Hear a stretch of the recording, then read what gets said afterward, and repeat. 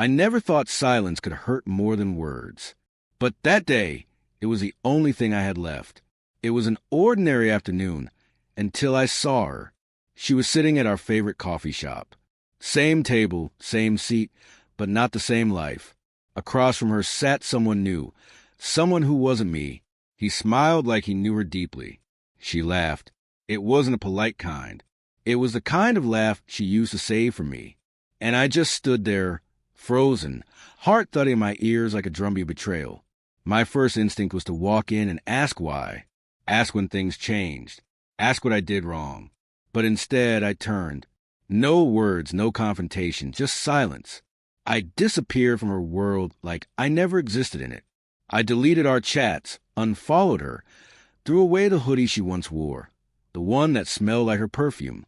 It felt like I was cutting off a limb to survive the poison. Days passed, then weeks. Every second felt stretched, like time itself refused to let me forget. I told myself I was fine, that I deserved better, that she moved on. But in the quiet moments, I wondered if she ever thought of me. If she remembered how I used to brush the hair from her face. If she missed my terrible coffee, or the way I always knew when she was faking a smile. I didn't block her number. Maybe some foolish part of me hoped she'd say something. Anything. And then she did. Late one night, my phone lit up. "Please, I need to see you." I stared at the screen like it might vanish. My chest ached. Anger and longing collided. I didn't reply, not right away. But curiosity, or maybe pain, won in the end. We met at the park. Rain was pouring. The kind of rain that soaks you to your bones, that drowns out every sound but your heartbeat. I saw her waiting, drenched, mascara running, hands trembling. She looked nothing like the woman I saw at the cafe. She looked broken. And before I could speak, she ran to me, threw her arms around me like I was still hers. "I didn't choose him," she whispered. "I tried. I thought I could. But it was always you." I didn't say a word. My silence returned, not out of spite, but because I didn't trust my voice, because my heart didn't know whether to forgive or protect itself. She pulled back, eyes pleading. "You disappeared, and I realized what I lost." Her voice cracked.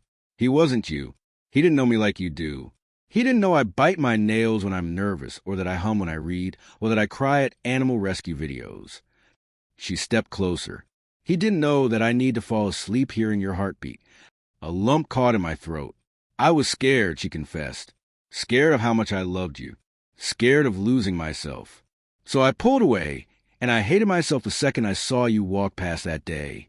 You looked right at me, but you looked through me." I clenched my jaw because she wasn't mine anymore. Her eyes welled. "I never stopped being yours." We stood there, soaked, wounded, entangled in 1,000 unspoken things. "I'm not asking for everything back," she said, voice soft. "I'm just asking you to listen, to let me try to make it right." My walls were tall, built from disappointment. From nights I cried alone. From mornings I woke up reaching for someone who wasn't there. But as I looked at her, drenched, shaky, and honest, I saw the woman I first fell in love with, the one who used to dance barefoot in my kitchen, the one who stayed up until 2 a.m. just to hear how my day went, the one who believed in me when I couldn't believe in myself. And in that moment, my silence broke. "I disappeared," I said, "because watching you with him shattered something I didn't know could break." She nodded slowly. I thought I was enough. Tears rolled down her cheeks.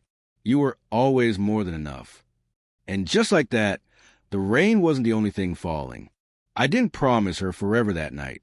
I didn't sweep her off her feet, like some fairy tale ending. But I let her hold my hand. I let her explain. I let her cry. And maybe that was the beginning.